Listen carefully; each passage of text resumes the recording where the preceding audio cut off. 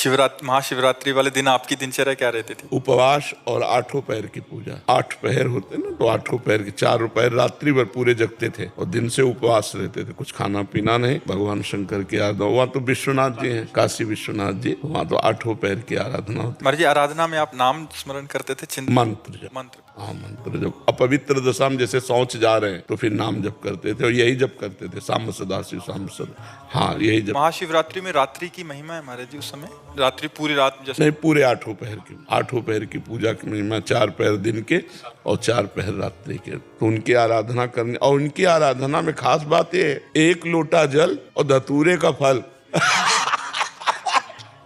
विश्व में कोई देवता नहीं जो खाता धतूरे का फल, कोई देवता लेगा? हाँ, धतूरे अकौड़ा का फूल। उन्होंने चुन करके ऐसी सेवाएं ली कि किसी को कोई तकलीफ है